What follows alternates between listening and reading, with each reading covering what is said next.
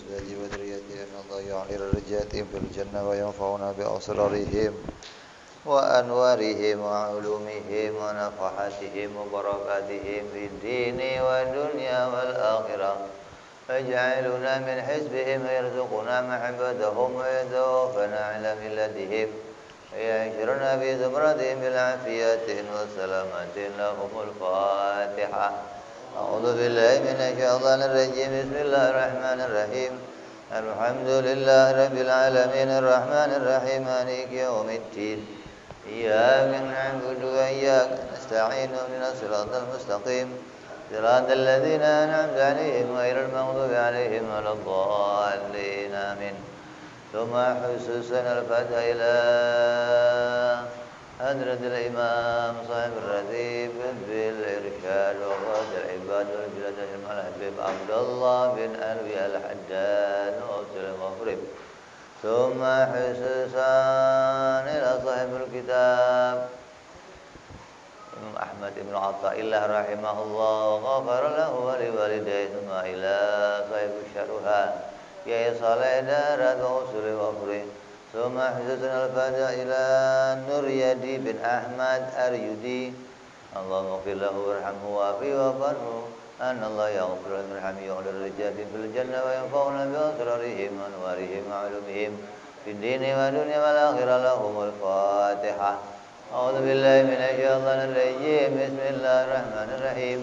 الحمد لله رب العالمين الرحمن الرحيم مالك يوم الدين إياك نعبد وإياك نستعين اهدنا الصراط المستقيم صراط الذين أنعمت عليهم غير المغضوب عليهم ولا الضالين آمين. بسم الله الرحمن الرحيم. نويت التعلم والتعليم والتذكر والتذكير والنفع والانتفاع والإفادة والاستفادة والحث على التمسك بكتاب الله وسنة رسول الله صلى الله عليه وسلم ودعاء إلى الهدى ودلالة على الخير ابتغاء مرضاته وقربه وثوابه وحسن الخاتمة مع اللطف والعافية وصلاح العاقبة. بسم الله الرحمن الرحيم. الحمد لله رب العالمين وبه نستعين على أمور الدنيا والدين والصلاة والسلام على رسول الله سيدنا وحبيبنا وشفيعنا ومولانا محمد صلى الله عليه وعلى آله وصحبه أجمعين. أما بعد.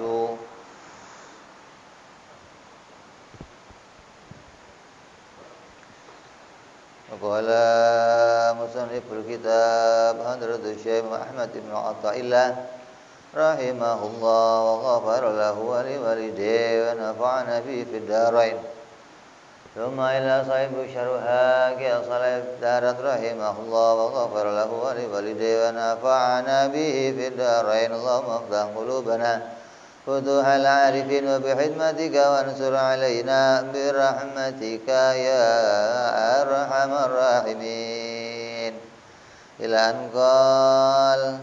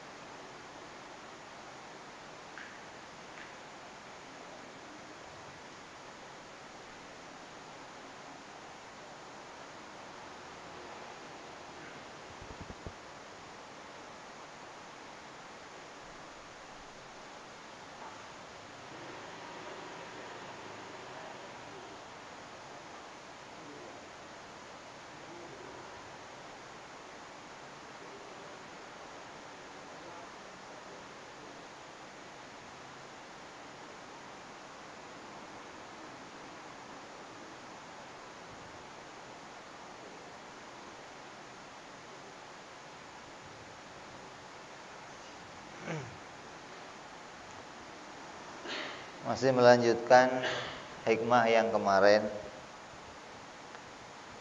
yaitu bicara tentang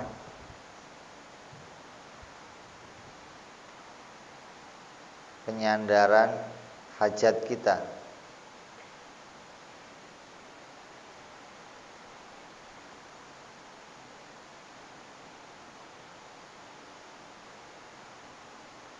La tata'adda niyatu himmatika ila ghairihi fal karimu la tatakhattahul amal.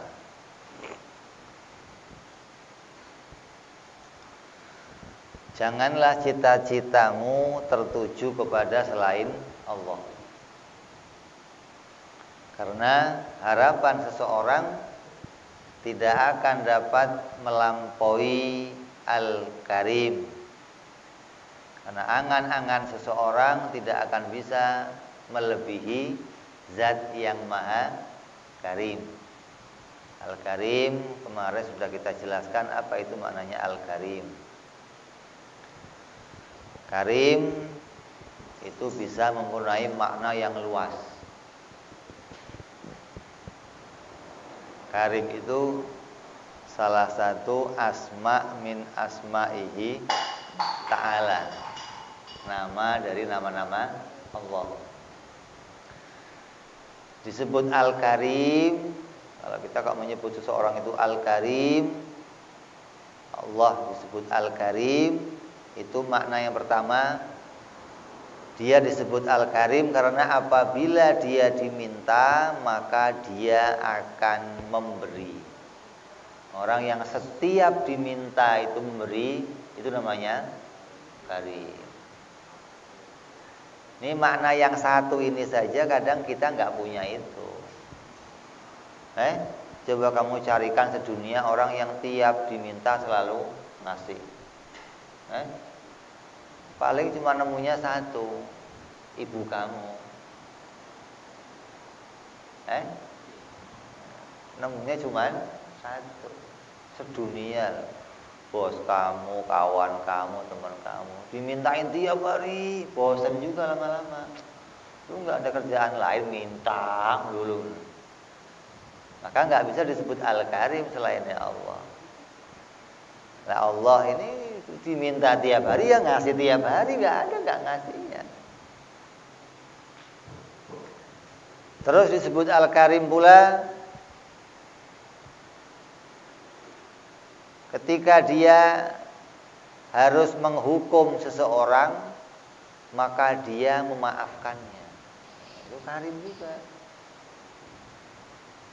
Jadi kalau ada orang kok punya salah besar, punya salah banyak, kemudian sudah siap dihukum, maka dia berkenan mengampuni, maka itu juga disebut Al-Karim. Jadi enggak hanya melulu pada pemberian saja, tapi juga pemaaf. Itu bagian juga dari Al-Karim. Terus disebut Al-Karim juga ketika ia berjanji, maka ia selalu menepati. Itu juga Al-Karim. Asal janji apa saja selalu ditepati. Nggak pernah ingkar janji. Kalau ada seseorang yang berjanji akan menghukum seseorang, pokoknya nanti kalau dia datang pasti saya pukul. Janji dia nih. Orang tua janji sama anaknya, atau ada seorang raja mengancam rakyatnya. Karena rakyatnya berbuat salah, dia mengancam kalau nanti dia datang akan saya hukum. Kemudian setelah dia datang, nggak jadi dihukum. Itu ingkar janji jelek atau baik? Itu ingkar janji apa enggak? Tadi pertama dia janji kalau sampai dia datang akan saya hukum. Begitu dia datang nggak jadi dihukum. Itu ingkar janji atau baik? Itu namanya Al-Karim tadi. Nah, kok nggak disebut ingkar janji? Itu nggak disebut sebagai ingkar janji. Karena harapan tiap-tiap orang yang punya kesalahan itu harapannya selalu ingin dimaafkan. Terus lain lagi kalau seseorang berjanji mau memberi hadiah. Nanti kalau dia datang akan saya kasih hadiah. Begitu dia datang nggak jadi ngasih hadiah. Ini ingkar janji rendah atau jelek? Nah, itu yang namanya ingkar janji begitu. Kenapa? Kok dikatakan jelek? Dia maha kaya. Dia punya sesuatu. Kemudian dia menjanjikan sesuatu itu kepada orang lain. Setelah waktunya tiba, nggak jadi diberikan. Padahal ada barangnya. Itu jelek. Gitu loh. Jadi ada ingkar janji yang baik. Apa? Ingkar janji akan menghukum. Nah, itu baik. Ada ingkar janji yang jelek. Apa? Ingkar janji akan memberi hadiah tapi nggak jadi. Oh, itu jelek. Nah, Allah ini dua-duanya. Kalau ada orang salah bisa saja dimaafkan. Kalau dia berjanji pasti ditepati. Itu disebut juga namanya Al-Karim. Terus ketika memberi sesuatu akan melebihkan pemberiannya dari apa yang diharapkan hambanya. Kalau ngasih nggak kira-kira gitu loh maksudnya. Mintanya 1.000, ngasihnya 10.000.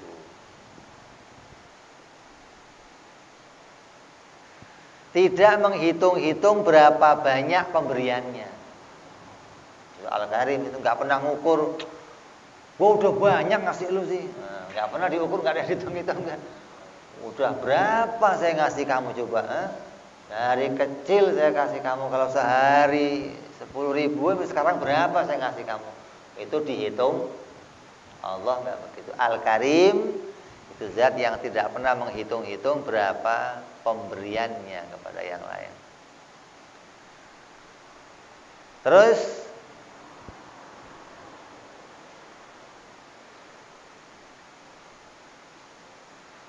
tidak pernah menanyakan siapa yang minta. Mau kafir ya dikasih, mau mukmin ya dikasih, ahli maksiat ya dikasih, ahli taat ya dikasih.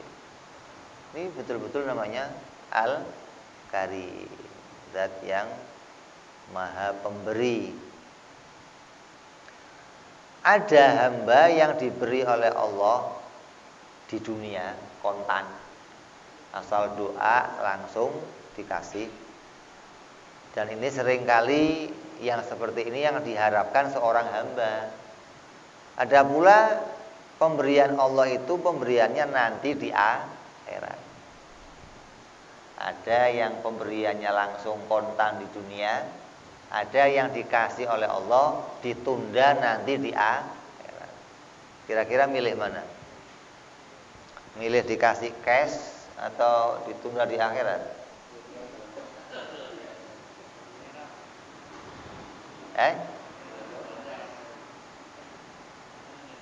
Kenapa pahala ibadah itu nggak dibayar cash? Kenapa pahala ibadah nggak dibayar cash? Kenapa? Dunianya nggak muat.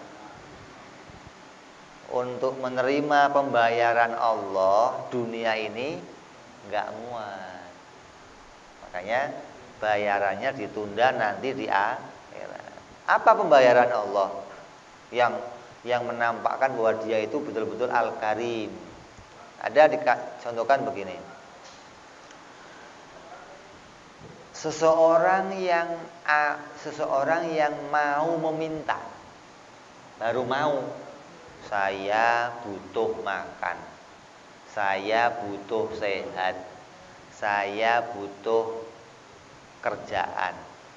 Ini yang bisa ngasih saya cuman Allah. Maka saya nanti mau minta sama Allah. Ini baru rencana mau minta, diberikan oleh Allah satu kebaikan. Belum minta. Ini karim. Mau belum minta, baru pingin dikasih satu. Begitu minta doa, ditambah lagi dikasih 10 kebaikan. Plus ditambah apa yang diminta dikasih. Coba. Ini kok enggak? Coba saya mau tanya, mana yang begitu coba? Ada. Baru minta itu diberikan tambahan kebaikan 10 kebaikan. Plus apa yang diminta. Minta pingin punya jodoh, kebaikan dikasih 10, jodohnya dikasih. Apa enggak enak itu? Itu namanya apa? Al-Karim. Nah, kalau kamu sudah kenal ada Al-Karim seperti ini, kira-kira ada enggak manusia yang melebihi ini? Nah, kalau sudah enggak ada manusia yang melebihi ini, kenapa kamu gantungkan angan-angan kamu kepada selain Al-Karim? Sudah enggak layak. Selain Al-Karim kamu minta itu enggak layak. Satu, ujung-ujungnya bosen. Dua, ujung-ujungnya hitungan. Tiga, ujung-ujungnya minta balas budi. Ini selain Al-Karim begitu semua sudah. Yang tidak begitu itu hanya Al-Karim, dan itu hanya Allah Subhanahu wa taala. Nabi Shallallahu alaihi wasallam bersabda, siapa orangnya yang akan masuk ke pasar? Kamu sering ke pasar? Atau ke toko? Pernah ke toko? Apabila dia mau masuk melangkahkan kakinya, dia baca la ilaha illallah wahdahu la syarikalah lahul mulku wa lahul hamdu wa huwa hayyun la yamut biyadihil khair wa huwa ala kulli syai'in qadir. Oleh Allah dia akan diberikan 1 juta kebaikan. Baru mau masuk toko ini, belum belanja, belum beli apa-apa, baru mau masuk, doa sama Allah, ya Allah, la ilaha illallah wahdahu la syarikalah lahul mulku wa lahul hamdu, terus wa huwa hayyun la yamut biyadihil khair wa ala kulli syai'in qadir, dikasih 1 juta kebaikan. Begitu juga orang yang membaca la ilaha illallah wahdahu la syarikalah wahidun shamadun lam yalid wa lam yulad wa lam yakun lahu kufuwan ahad, sebanyak 11 kali dia baca, maka Allah berikan kepada dia 2 juta kebaikan. Itu nanti akan diterima di akhirat. Nah, kalau yang berjuta-juta ini diterima di dunia, ini enggak muat dunianya terima berjuta-juta kebaikan Allah, itu enggak muat. Seperti pula orang yang menjawab azan. Pernah dengar azan kamu? Lewat doang apa dijawab? Berapa pahalanya? Kalau kamu tahu pahalanya, kamu gak akan mau ngobrol sama orang lain kalau pas azan. Berapa pahalanya? Dikatakan setiap hurufnya kamu balas jawaban azan, Allah berikan per huruf 1 juta pahala. Per huruf. Nah, ada yang karim seperti itu, ada kira-kira?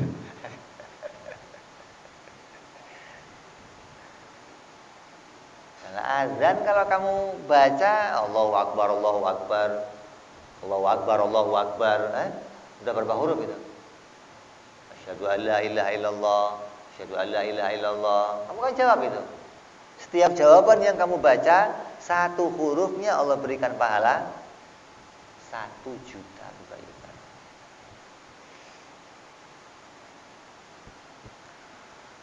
Maka sesungguhnya pemberian Allah di akhirat itu lebih banyak dari pemberian Allah di dunia. Ini menunjukkan Allah tidak memperhitungkan dalam memberi kebaikan pada hamba-hambanya. Kalau ngasih itu udah ngitung-ngitung. Ngapain dia? Anu Pak, dia udah oh ya. Nah, nggak pakai dihitung lagi karena ini kan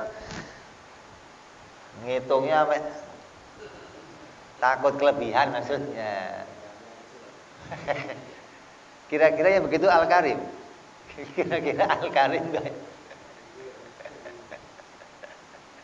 Jadi kamu nggak akan bisa menjumpai Al-Karim yang lain, nggak ada.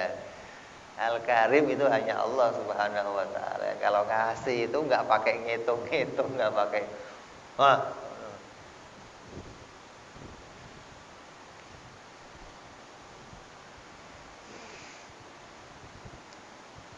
hingga banyak pahala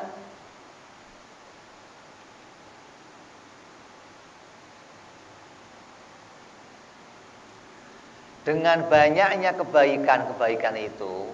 Apa faedahnya? Allah kasih kita asal jawab adzan per huruf 1 juta. Itu kalau sekali adzan kira-kira berapa juta dapatnya? Sekali adzan dapatnya berapa juta kira-kira? Ada 50 juta. Balasan adzan itu 50 huruf ada enggak? 100 juta dah. Cuman jawab azan dikasih kebaikan 100. Itu kira-kira faedahnya kok Allah begitu melimpah ruahkan kebaikan untuk kita nanti di akhirat. Apa faedahnya di antaranya? Di antara faedahnya adalah kita bisa membayar tuntutan kesalahan-kesalahan kita yang kita lakukan di dunia. Kalau ada orang kok dolim, kamu dolimi nggak sengaja di akhirat nagih berapa bayar. Nah, kamu punya banyak kebaikan di sana yang Allah kasih gitu loh. Kamu lupa nggak bayar utang orang, ditagih di sana, bayar pakai kebaikan kamu, kasih. Kamu lupa nyaci maki orang, kamu lupa dan kamu belum minta maaf, dituntut di akhirat, maka Allah menyiapkan pahala-pahala untuk kamu berikan. Ini faedahnya luar biasa, nggak sia-sia. Loh saya untuk apa kebaikan-kebaikan itu? Saya akan dikasih surga. Ini faedahnya. Nah kalau kamu nggak punya ini, apa yang terjadi? Kebaikan nggak ada, tagihan banyak. Terus, nah karena tagihan sudah banyak, pahala nggak ada.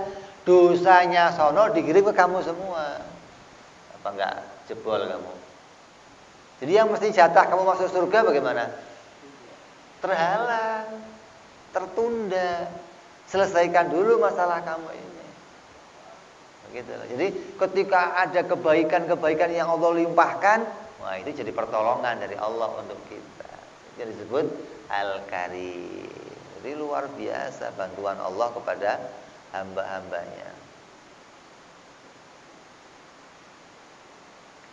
Sampai-sampai sangat al-karimnya Allah, sampai permintaan iblis pun dikabulkan, apa enggak? Iblis mintanya apa coba? Ya Allah, hidupkan saya sampai kiamat. Dikasih enggak?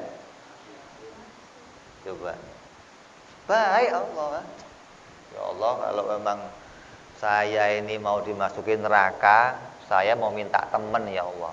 Ya cari teman. Tapi saya tolong kasih waktu. Saya mau hidup sampai hari kiamat. Oke, nggak ada masalah. Hidup aja lu. Emangnya ente bisa ngajak orang ke neraka semuanya? Bisa? Ya nggak bisa. Dikabulkan itu nyenengin iblis gitu loh, biar seneng dia. Ada orang mau dieksekusi, mau digantung. Pertanyaannya apa? Permintaan terakhir. Apa permintaan terakhir kamu? Maka ada salah seorang tabi'in yang membiasakan memulai tradisi ketika akan digantung dia sholat sunnah. Padahal nggak ada zaman Nabi. Maka tradisi itu dilaksanakan terus. Sholat sunnah. Ditanya, apa permintaan terakhir kamu? Ada yang, saya mau makan yang enak. Potong kambing, sediakan. Udah, gantung. Selesai. Maksudnya apa? Waktu digantung itu bombong gitu loh, udah puas. Karena apa yang dicita-citakan tercapai.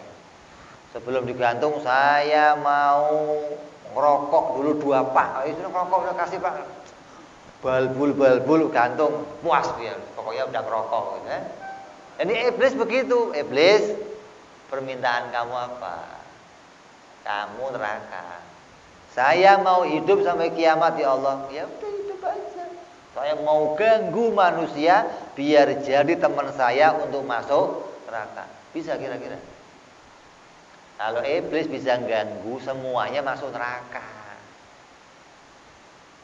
Nggak ada yang tersisa, nggak ada. Iblis itu banget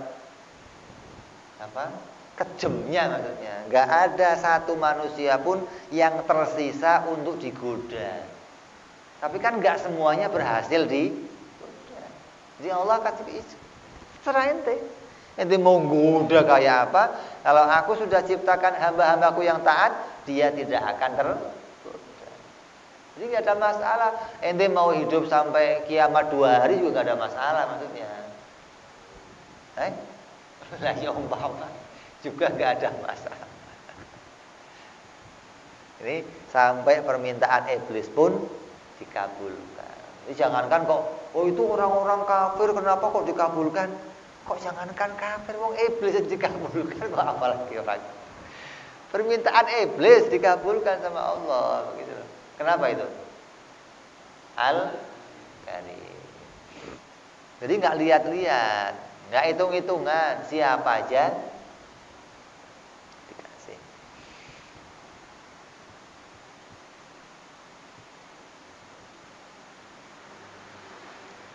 Jadi siapapun yang Allah kehendaki untuk diberi, pasti akan diberi walaupun dia orang jahat.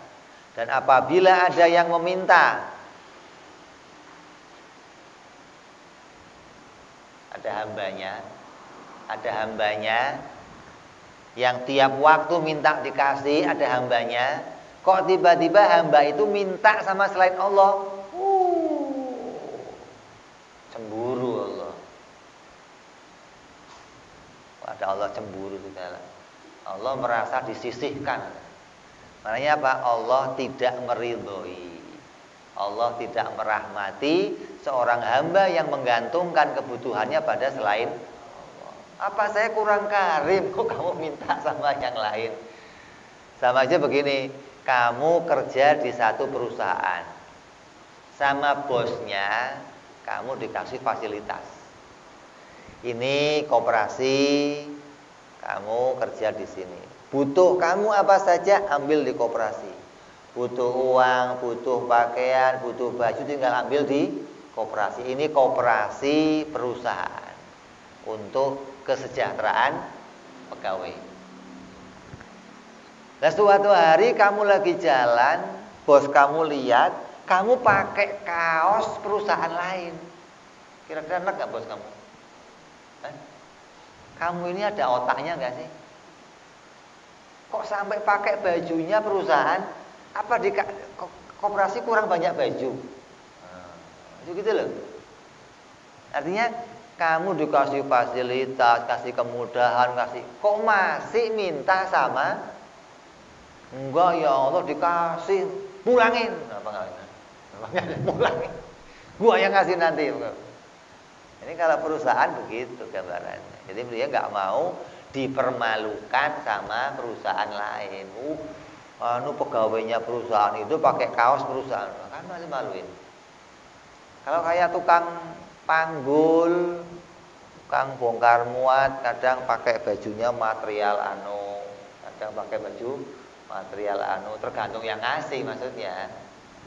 Ini nggak ada masalah karena dia nggak terikat pegawai siapa-siapa, bebas dia. Tapi kalau ada orang yang terikat jadi seorang pegawai, kayak kita terikat kepada Allah, kok minta pada selain Allah? Allah tidak ridho. Apa Allah kurang karim sama kamu sampai hati kamu menggantungkan permintaan kamu pada orang?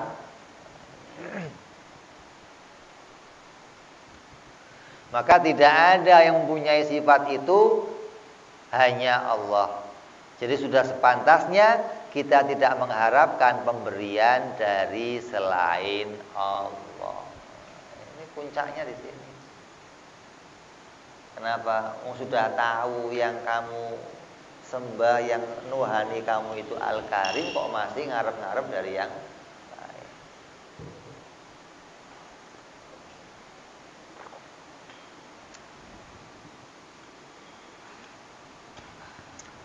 Terus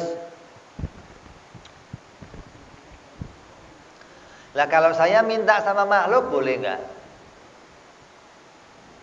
Ya boleh aja. Tapi sekedar menggugurkan syariat. Bukan hatinya menggantungkan diri pada makhluk. Artinya begini. Kalau hatinya menggantungkan itu begini, ketika kamu pas tanggal 1 waktunya bayar listrik, kamu belum punya duit, biasa ngutang ke tetangga. Pokoknya kalau saya punya uang ya saya bayar, kalau saya nggak punya cadangan tetangga. Tinggal saya ke sebelah, ketok-ketok, pinjam duit buat listrik. Oh iya Pak, kasih. Adem, dia nggak pernah pikiran. Pokoknya kalau saya punya uang ya saya bayar, kalau nggak punya uang tetangga. Suatu hari pas dia mau bayar, tetangganya pergi. Bingung, aduh dari mana lah, itu menggantungkan gitu loh. Itu yang dimaksudkan menggantungkan. Artinya ketika yang kamu mintai itu kok nggak punya atau pas nggak di tempat, kamu kebingungan. Kayak nggak ada yang lain yang bisa. Nah ini yang namanya menggantung. Ini yang nggak boleh. Kalau kamu ngomong sama orang lain, punya duit nggak? Aku pakai dulu deh. Ada? Nggak ada? Oh ya udah. Ini nggak menggantungkan begitu loh.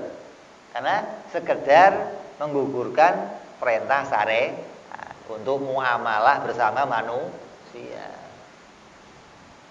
Kamu perlu KTP, ya ke rumahnya Pak RT, Pak RT, bantuin dong bikin KTP. Oh ya siap. Ya nggak terus kalau nggak ada Pak RT, nggak bakal jadi KTP. Itu berlebihan namanya, begitu loh. Jadi kamu bisa memposisikan, kalaupun saya minta kepada manusia boleh, nggak ada masalah. Yang penting hati kamu tetap tahu datangnya ini dari Allah, bukan dari dia. Hingga ketika dia mengantarkan sesuatu, kemudian kamu mendapatkannya, ucapannya apa? Jazakumullah khairan. Semoga engkau mendapatkan balasan dari Allah. Karena tahu yang kamu antarkan itu datang dari Allah. Enggak terus, aduh gimana sih anu enggak ada, bingung. Nah, ini hatinya bergantung kepada manusia.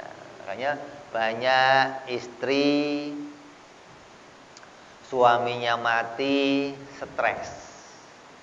Ada enggak? Karena suaminya mendidik dia menjadikan dirinya sebagai Tuhan di rumah. Semuanya saya. Bukan terus semuanya Allah, itu bukan, semuanya saya. Begitu dia mati, istrinya bingung, dari mana lagi hidup saya? Anak saya bagaimana? Saya ada anak, bapaknya mati, ibunya mati, stres. Karena diajarkan bahwa semua pemberi dari orang tua. Orang tua nggak pernah mengajarkan, nah ini dari Allah. Rezeki yang Allah kasih. Allah. Anaknya mikir, bapak aja dikasih sama Allah. Lah ngapain saya ngarep-ngarep bapak? Begitu mestinya kan. Ini saya lebih pantas langsung minta sama Allah atau langsung mengharapkan datang dari Allah. Ketika diajarkan dia membangun pikiran bahwa segala ini datang dari Allah. enggak terus enggak ada bapak, gimana kamu? Ini kita mengajarkan yang salah kepada anak kita atau istri kita. Jadi boleh minta sama orang lain asalkan hatinya tidak menggantungkan diri.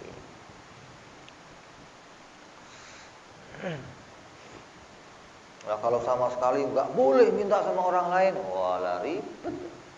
Mau ngerokok nggak punya api, mau minta sama api sama Allah nggak boleh. Minta sama Allah, nunggu petir kamu. Allah petir ya Allah, der. Saat kamunya geseng kalian.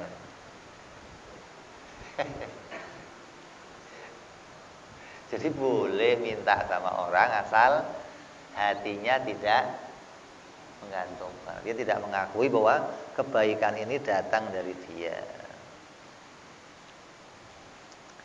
Terus sambungan dari hikmah itu, ini hikmah yang ke-30 berapa? 9 30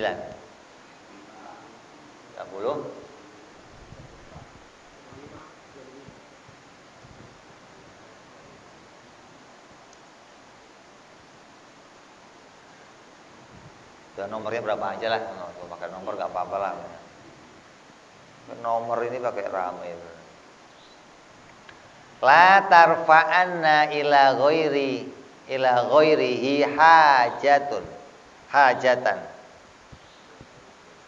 wa muriduha alaika. Fa kaifa yarfa'u ghairuhu ma kana huwa lahu wadi'an man la yastati'u ayyarfa'a hajatan an nafsihi kaifa yastati'u ayyakuna laha an ghairihi rafi'an.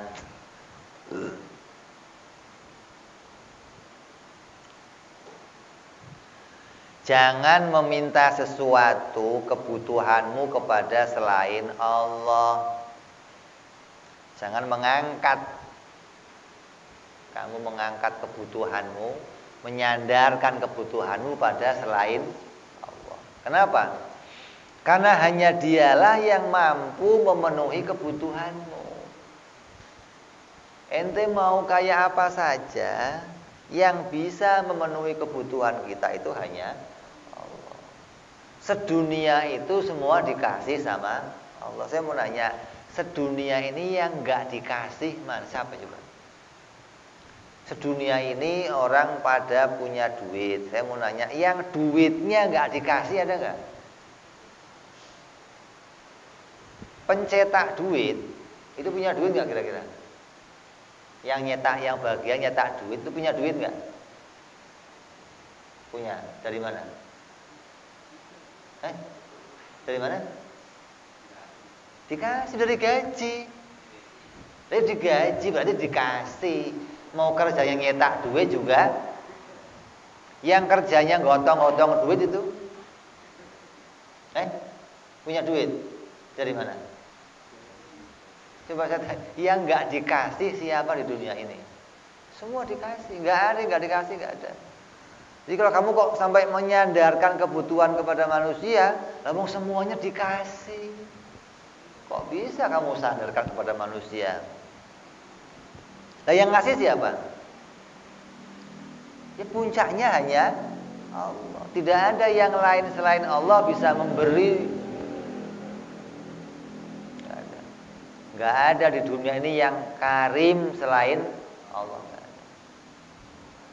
Bayangin kamu usianya 20 tahun, ada yang 30 tahun, 40 tahun, tiap hari makan kenyang, tiap hari ya bernafas, tiap hari ya minum. Yang ngasih siapa? Ada yang jamin beras kamu ada? Kamu pokoknya seumur hidup saya jamin berasnya. Ini sebulan sekali aja kadang nggak turun, kelewat. Kadang pakai ganjil genap segala. Bulan ini si anu, bulan depan si anu. Saya makan 2 bulan sekali Pak gitu. Bagaimana mau kamu sandarkan kebutuhan kamu sama manusia? Jadi sedunia ini semuanya kebutuhannya hanya Allah yang memenuhi. Bagaimana mungkin selain Allah mampu mengangkat segala sesuatu apa yang telah diletakkan oleh Allah. Kalau Allah meletakkan sesuatu kepada hambanya, maka tidak ada satupun hamba yang lain yang bisa mengangkat sesuatu yang telah Allah letakkan. Allah meletakkan sakit dalam diri kamu. Kira-kira ada manusia bisa mengangkat? Dokter yang paling canggih, jangan dokter lah, mukjizat nggak bisa, walaupun mukjizat.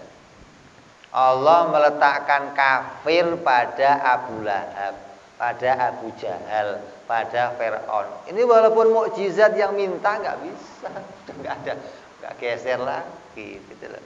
Apa yang Allah tetapkan, ya hanya Allah yang bisa menanggulanginya. Jadi kalau kamu kok menyandarkan, saya oleh Allah dijadikan fakir, mungkin orang kaya itu bisa menyelesaikan. Wah, ini tertipu. Oh, saya dijadikan sakit, tenang, ada dokter beres semuanya. Wah, ini salah kaprah. Ada orang dijadikan miskin, dijadikan cacat, dijadikan lumpuh, dijadikan susah, dijadikan sedih. Hatinya menggantungkan kepada selain Allah untuk bisa menolong, maka ini kekeliruan. Pegangannya apa? Pegangannya Allah yang meletakkan sesuatu. Apa yang Allah letakkan tidak akan bisa ditanggulangi oleh selain Allah. Bagaimana mungkin orang yang tidak mampu membebaskan dirinya dari suatu kebutuhan dapat membebaskan orang lain dari kebutuhannya? Kamu ditaruh di lapangan oleh seseorang, kamu dikasih batu di atas badan kamu. Orang lain juga dikasih batu. Terus kamu, mas tolong angkat batu saya mas, kira-kira bisa? Pertanyaan lain, lu dulu angkatin batu gua. Nanti kalau kamu kok melihat ini orang bisa nolong saya, ini orang bisa hidupnya senang, itu pandangan kamu. Kalau kamu mau tuker-tuker masalah, itu ruwet juga masalahnya. Jangan dikira yang ruwet kamu dong. Jadi orang itu kelihatan hebat bukan karena bisa menyelesaikan masalah, bukan karena dia bisa menutupi masalahnya. Itu loh. Orang lain nggak ngetahui masalahnya, hingga orang itu tampak hebat, kuat, gagah, tegar. Bukan karena mampu, bukan ngempet maksudnya, lain nahan. Biar orang lain nggak tahu, pokoknya semuanya Allah, mulutnya dikunci, nggak sampai ngomong sama. Nah, orang lain yang lihat dia mah nggak pernah susah, bukan nggak pernah susah, lu nya aja yang cerewet, asal susah. Facebook keluar, Twitter keluar, anak sakit aja difoto share semuanya, anak gua sakit. Orang sedunia tahu kalau anaknya. Terus bagaimana yang begitu kok diler-ler kemana-mana? Kan saya minta doa, Habib, satu aja cukup doain.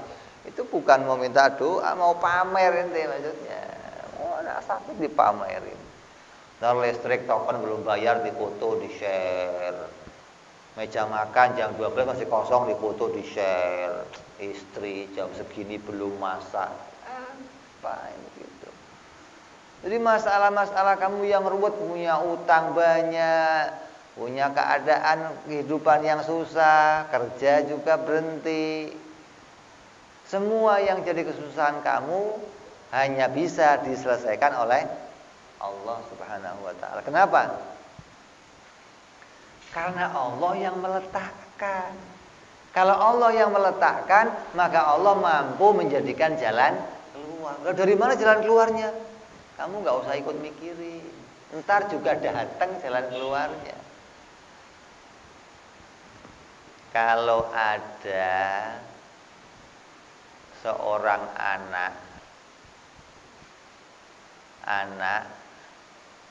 kesusahan, kemudian anak itu kembali ke rumah orang tuanya, mengadukan sama orang tuanya, ditolong nggak kira-kira? Nah kalau kamu sudah kembali kepada Allah, mengadukan sama Allah, lah masa nggak ditolong? Nah kenapa kok hatinya harus menggantungkan pertolongan dari selain Allah? Pokoknya kalau nggak dia nggak bisa nih, cuma dia yang bisa. Datang ke rumahnya, tolong dong, kamu doang yang bisa. Kalau nggak kamu mati saya. Kayak nggak ada orang lain yang bisa memberikan jalan keluar. Nah kamu harus tahu, yang meletakkan sebuah beban itu Allah, maka Allah yang mampu mengangkat sebuah beban pada diri kita. Jangan pernah menggantungkan orang lain bisa mengangkat beban kita. Apapun juga masalahnya, sekecil apapun, walaupun kamu kena jarum, kamu kena duri, ya diingat Allah, ya Allah, mudah-mudahan ini bisa dicabut, ya Allah. Jangan kecil ini mah, soalnya juga selesai. Oh ini nggak beres. Sekecil apapun masalahnya, hatinya hanya minta pertolongan Allah. Walaupun kamu bisa nyelesain, ini mah pakai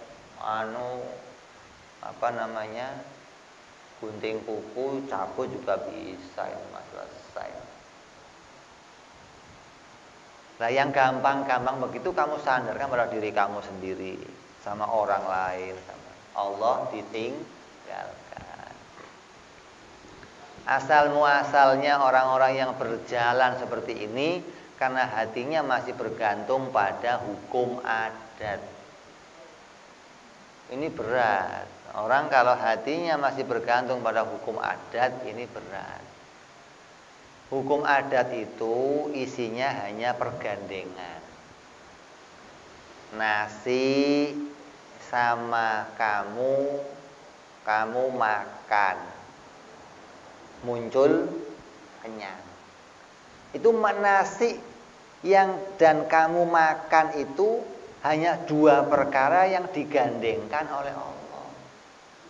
Allah menjadikan dua-duanya bersamaan, muncul bersamaan, bebarengan itu dimunculkan kenyang.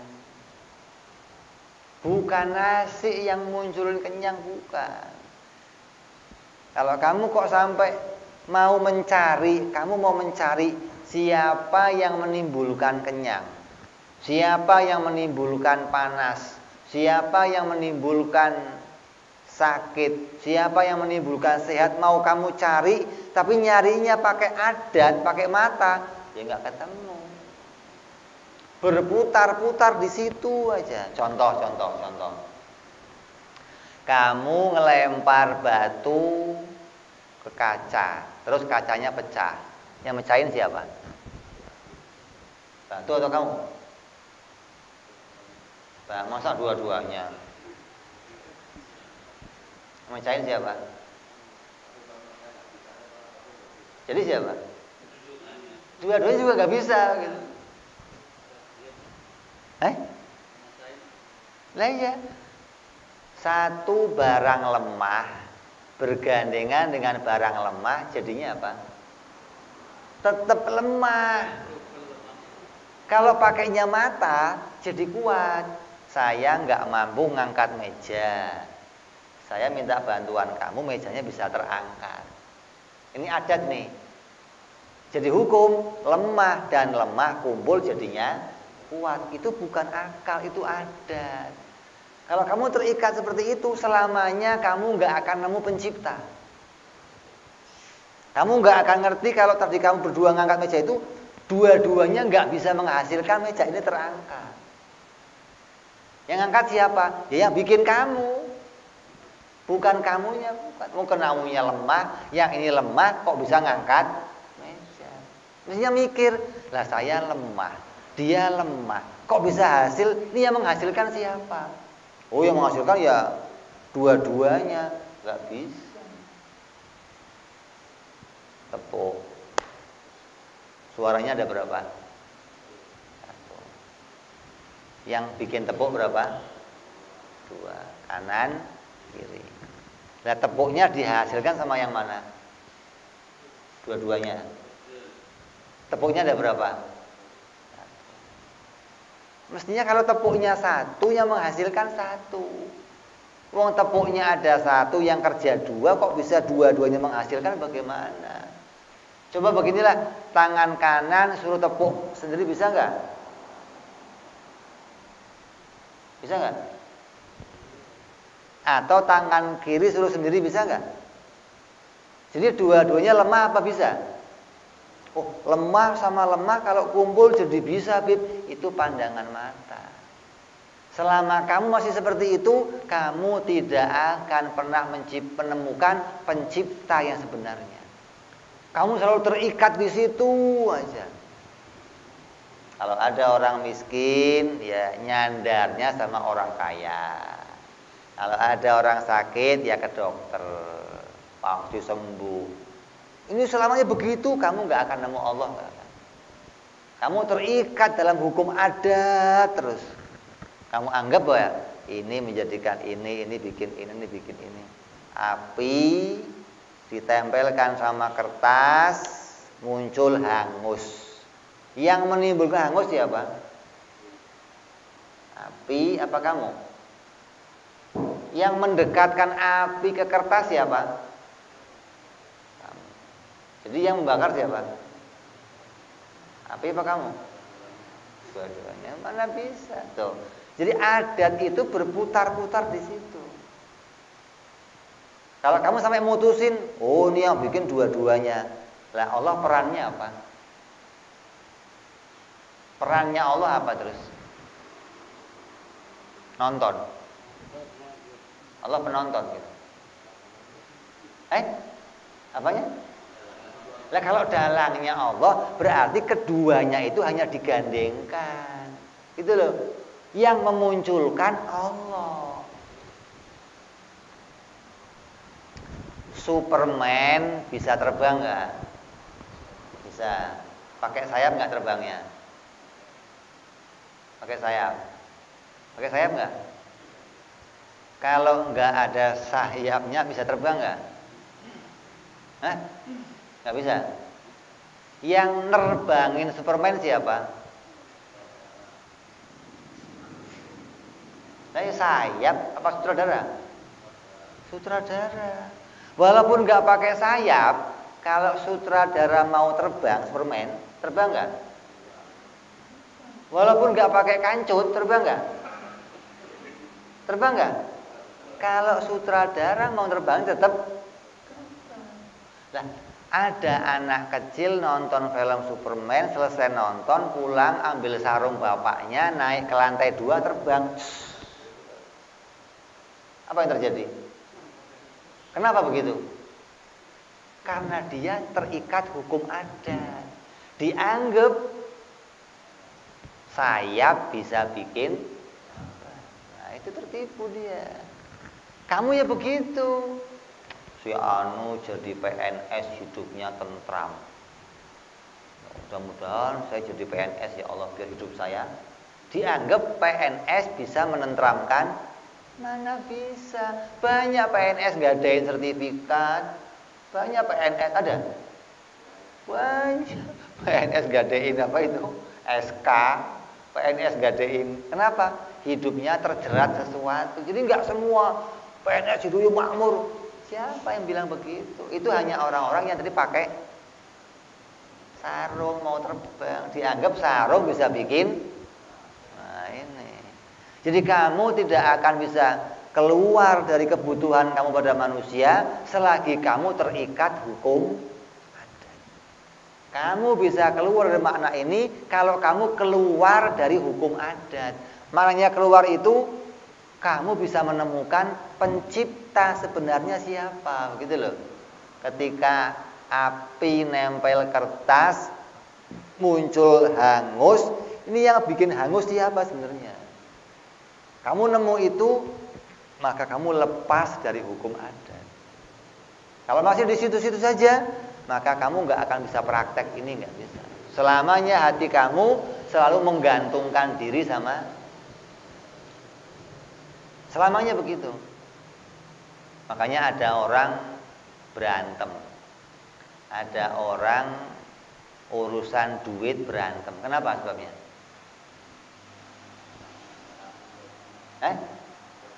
Lah ya, kenapa kok berantem? Karena dianggap duit bisa ini, begitu loh. Kalau nggak begitu, dia nggak ribut, diambil aja. Karena masih dianggap, oh ini kalau saya kurang, wah ini ribut. Karena ini bisa buat ini, bisa buat ini, bisa buat ini. Ada orang bagi beras, ribut. Kenapa? Dianggap bisa menghidupi. Oh, kalau saya sedikit gimana hidup saya? Nah, ini. Jadi kalau ada orang kok sampai hatinya bisa lepas dari hukum adat, nggak ribut, nggak sama orang. Karena hatinya hanya menggantungkan diri pada Allah. Kok dapat sedikit, nggak ada masalah sedikit. Kenapa sedikit? Emang kalau sedikit nggak cukup gitu? Kalau sedikit nggak cukup. Jadi ada orang menggantungkan dirinya harus dapatnya banyak. Orang yang hatinya seperti itu siapa? Anak kecil. Pernah ada yang dia lihat anak kecil bagi es krim, dia minta yang sedikit, ada? Mintanya apa? Kenapa? Karena terikat sama itu. Karena dianggap oh, ini enak, ini. Sehingga minta paling banyak, minta paling. Nah, kalau hati kita masih terikat sama hukum adat, ya selamanya kamu masih di situ-situ. Ini jalan keluarnya kamu bisa memahami ini apabila kamu tidak terikat sama hukum adat. Maksudnya janganlah kalian mengharapkan sesuatu dari selain Allah untuk bisa menghilangkan kebutuhan kamu seperti sakit, kemiskinan, hutang. Jangan sampai menggantungkan sama orang.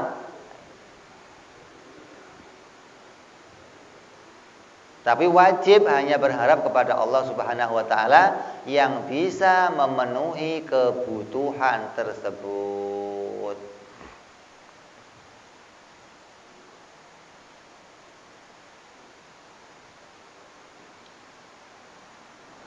Kenapa? Karena semua makhluk itu hakikatnya lemah. Tidak bisa memenuhi kebutuhannya sendiri walaupun dia seorang raja. Raja kaya raya, duitnya banyak, hidup sendiri nggak bisa. Selalu butuh bantuan yang lain.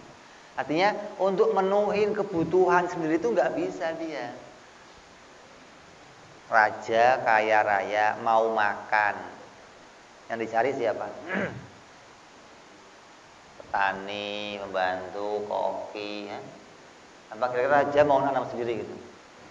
Nanam padi sendiri, terus panen sendiri, masak sendiri.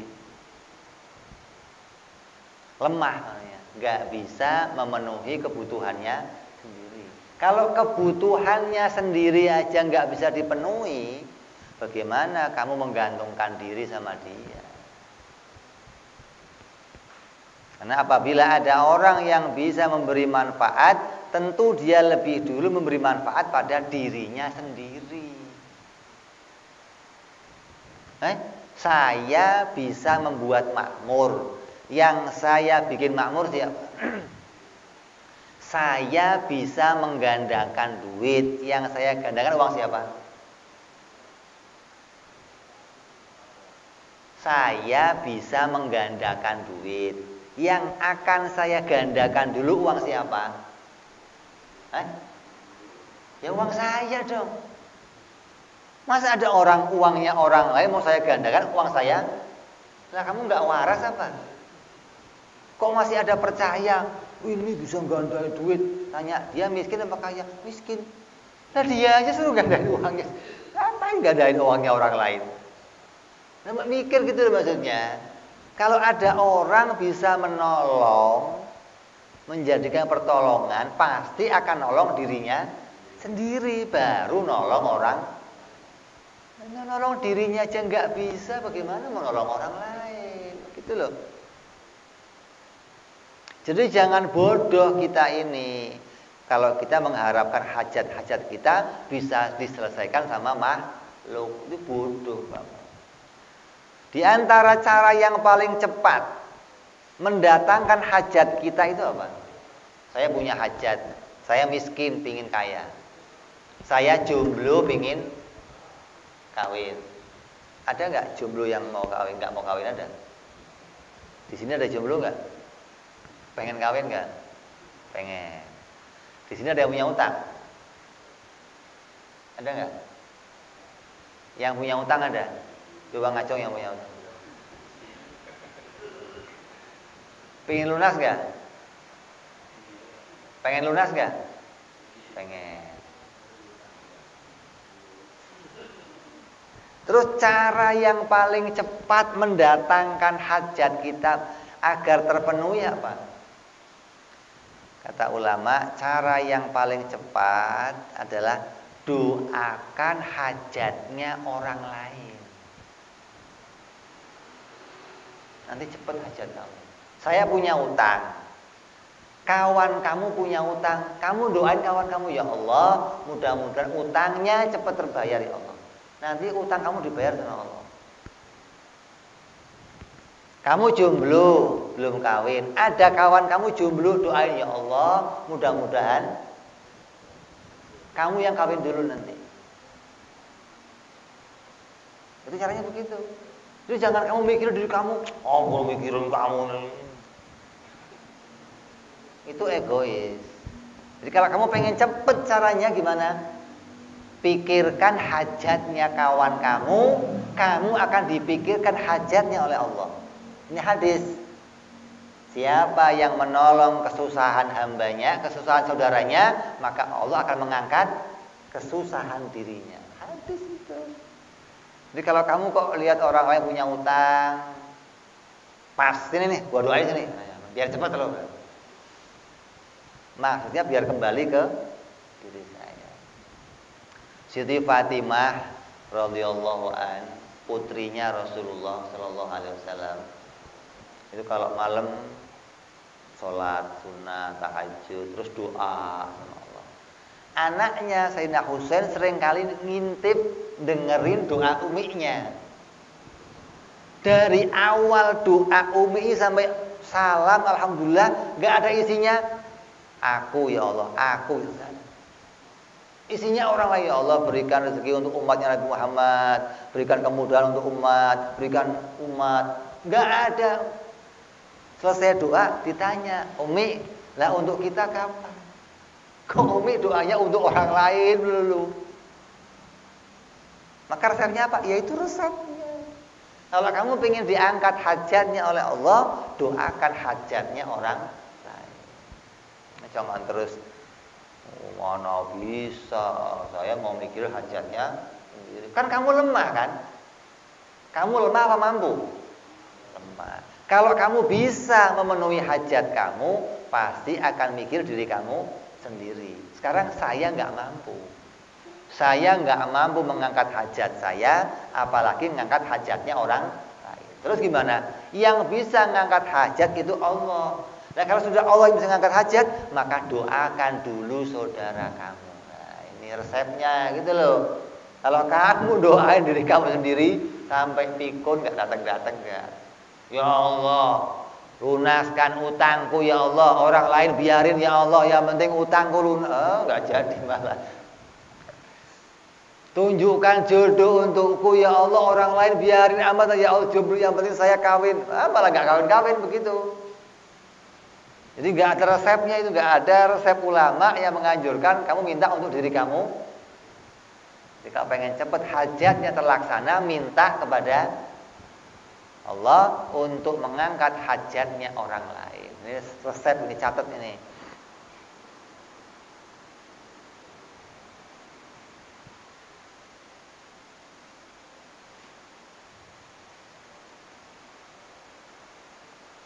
Allah mendatangkan bantuan untuk memenuhi kebutuhan kita itu ada yang dengan jalan, ada yang jalannya kita ketahui, ada yang jalannya nggak kita ketahui, gitu loh.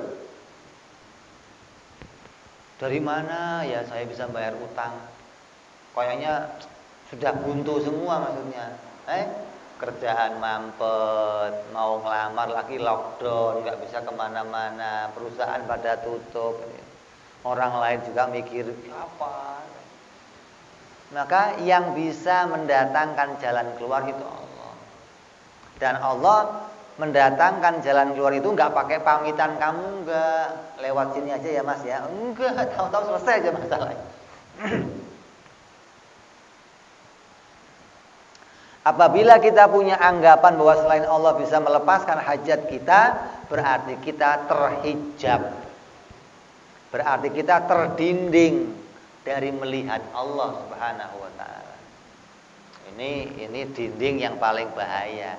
Dinding sampai kamu nggak bisa melihat Allah kalau Allah itu yang menolong mengangkat semua hajat-hajat kamu. Sampai kamu menganggap ada orang lain yang bisa mengangkat hajat kamu, berarti kamu terhalang dari melihat Allah Subhanahu wa taala. Ada dalang mainin wayang, yang nonton nggak lihat dalangnya. Ini begini ribet ini. Yang dilihat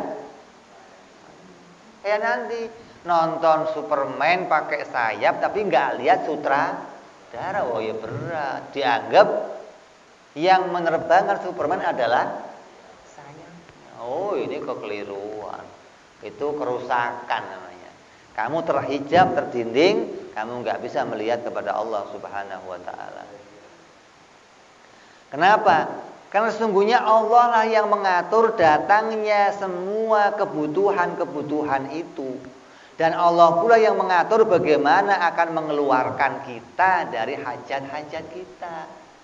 Allah yang mendatangkan lapar, Allah pula yang bisa mengenyangkan, begitu loh. Allah yang mendatangkan sakit, Allah pula yang bisa menyehatkan. Maka Nabi Ibrahim apa? Apabila aku lapar, hanya Allah yang mengenyangkan. Fa idza maritu fahuwa yashfi. Kalau saya sakit, cuma Dia yang bisa menyembuhkan. Ini pedoman itu, kamu nggak akan bisa menggantungkan diri kepada selainnya Allah Subhanahu wa taala. Adapun selain Allah itu hanyalah sebab atau sesuatu yang digandengkan oleh Allah menjadi jalan keluar untuk kamu. Lah gandengan itu jangan kamu anggap bisa sesuatu. Ini kamu kadang menganggap gandengan itu yang menimbulkan, padahal itu dimunculkan oleh Allah, digandengkan dengan munculnya sesuatu. Kamu nggak melihat Allah yang memunculkan, tapi melihat gandengan itu yang munculin. Tadi kamu nggak bisa melihat sutradara yang nerbangin Superman, tapi kamu hanya bisa lihat sayap itu yang nerbangin. Oh itu berat. Gatot Kaca berantem, Gatot Kaca dipukul, tenang, nggak bergerak. Yang membuat dia tenang siapa? Otot kawat balung besi apa dalang? Dalang. Itu mau kamu palu juga tenang dia. Ayo wong dalang yang berdiriin, kalau dalang yang ngambrukin, biar kamu tiup ambruk, wong dalang yang ngambruk. Jadi kamu jangan menganggap ini semua bisa menimbulkan, nggak ada. Ini hanya pergan Allah menggandengkanmu sesuatu dengan sesuatu, terus muncul sesuatu yang lain. Api digandengkan dengan nempel kertas, muncul terbakar. Allahnya kelihatan nggak? Kamu terdinding dari Allah. Kamu harus bisa melihat di situ ada fiilnya Allah.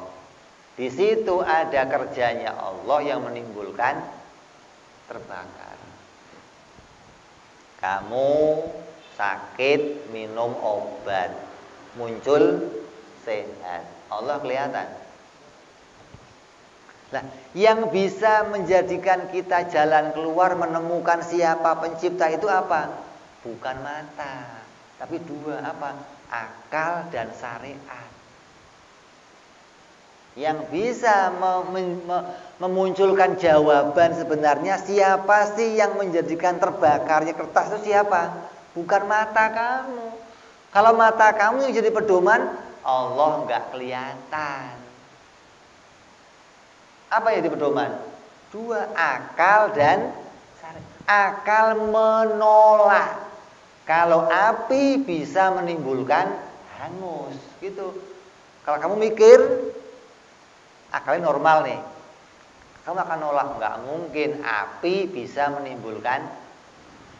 Atau kalau akalnya sudah nggak normal, ya nggak apa-apa lah kalau nggak normal.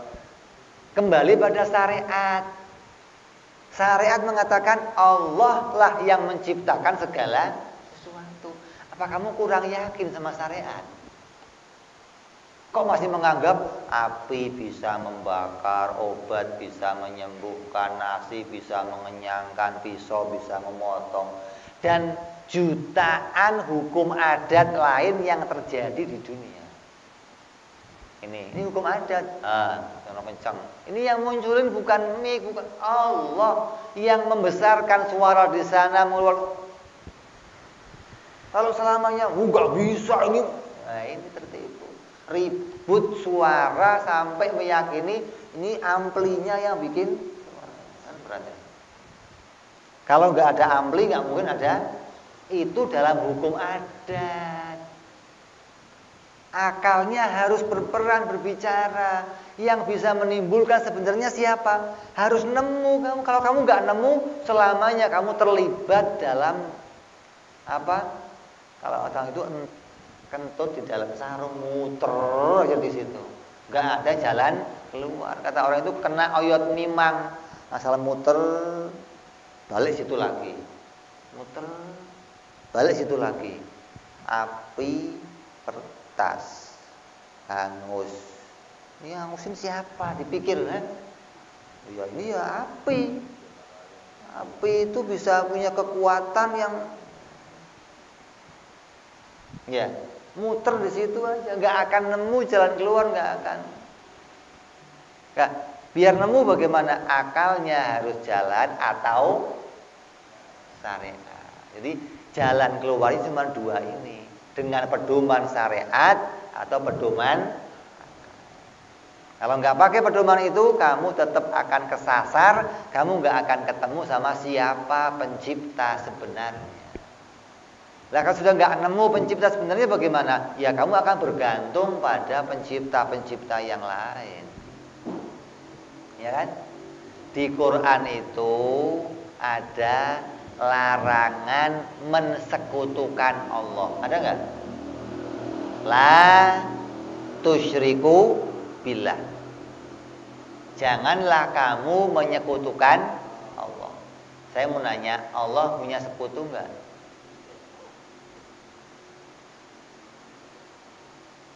Allah itu punya sekutu enggak? Punya? Ada enggak sekutu bagi Allah?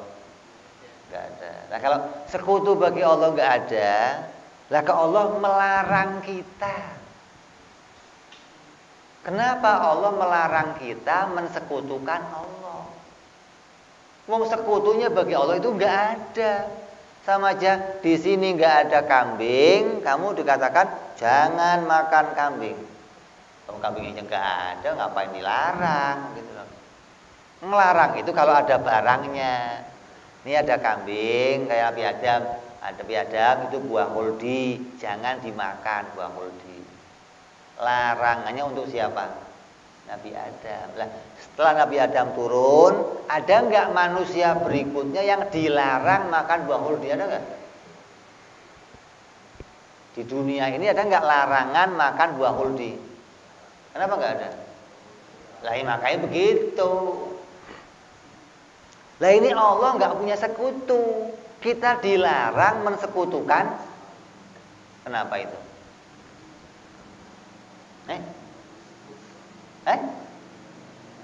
Apa? Wong sekutunya nggak ada kok dilarang? Karena Allah menciptakan hukum adat tadi.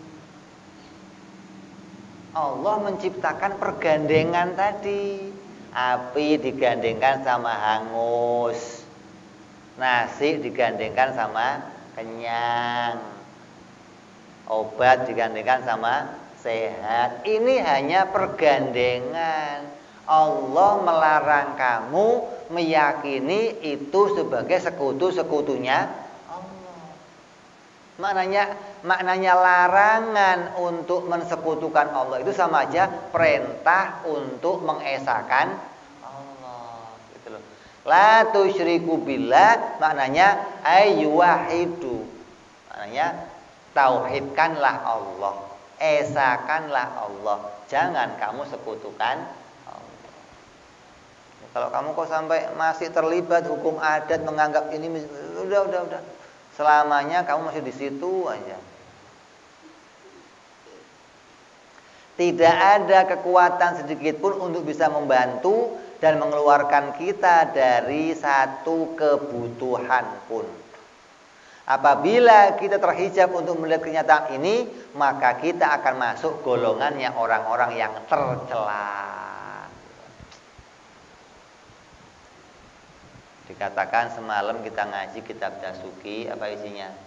Orang yang masih meyakini hukum adat bisa menimbulkan sesuatu, maka orang itu berada dalam keadaan bid'ah.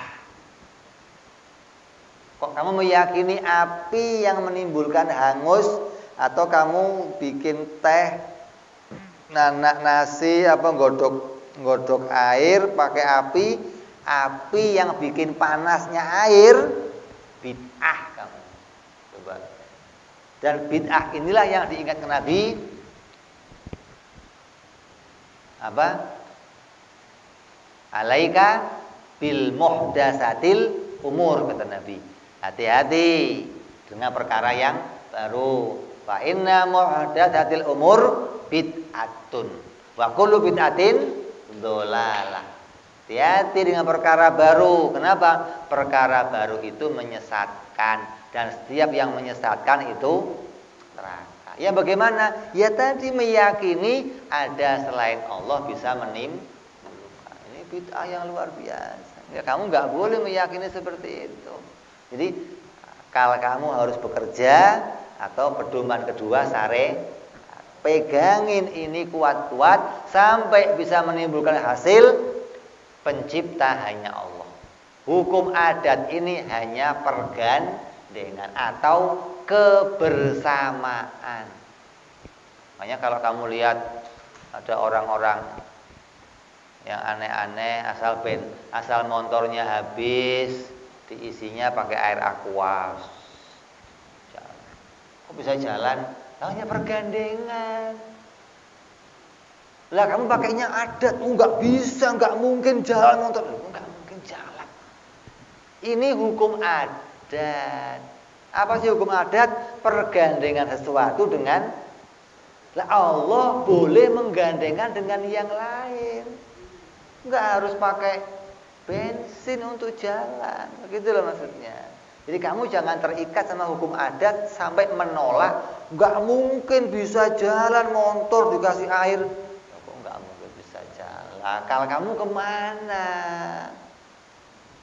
Kalau akal kamu ada, ya bisa sejalan. Kenapa? Oh nggak pakai bensin juga bisa. Bisa nggak? Contohnya apa? Matahari nggak ada bensinnya, jalan tiap hari sono kemari. Bulan nggak ada bensinnya, jalan terus tiap hari. Terang lagi, nggak dicas nggak itu? Pakai baterai nggak? Enggak dicas, enggak apa, ini terang benderang tiap hari jalan.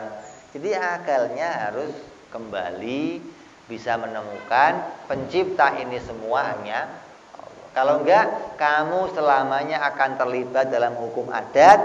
Ketika kamu terlibat hukum adat, kamu akan selalu menggantungkan diri pada selain Allah Subhanahu wa taala. Ini yang berbahaya. Jadi kita diingatkan, jangan sampai kita jadi orang yang terikat hukum adat sampai menggantungkan diri pada selain Allah Subhanahu wa taala. Mudah-mudahan Allah jadikan akal kita sehat, Allah jadikan hati kita terang, Allah jadikan kita bisa punya akidah yang benar, hanya mengimani keesaan Allah, tidak ada selain Allah bisa menciptakan sesuatu, segala pertolongan hanya datang dari Allah Subhanahu wa taala, dan kita mengharap keyakinan ini bisa kita miliki sekarang dan kita bawa sampai hari kematian kita insya Allah. Ini saja, kita teruskan yang akan datang. Wallahu a'lam bishawab. Wa ila hadratin nabi.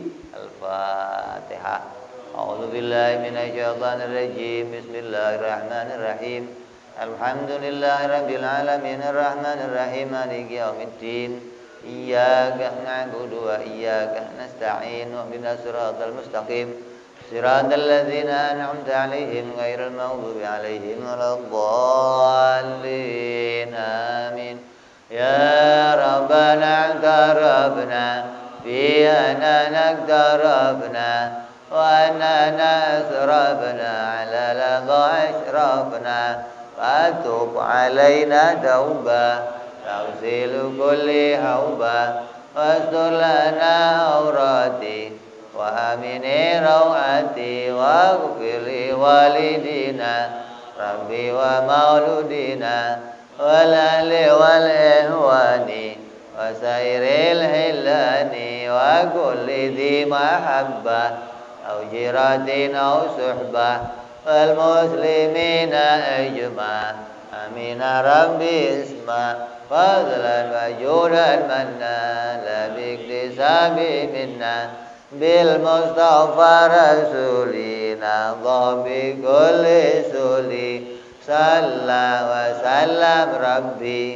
alaihi andal habbi wa alihi wa sahbihi dada ta'zi suhbi walhamdu lil ilahi fil badi wa tanahi subhana rabbika rabbil izzati amma yasifun wa salamun alal mursalin walhamdulillahi rabbil alamin. Assalamualaikum warahmatullahi wabarakatuh.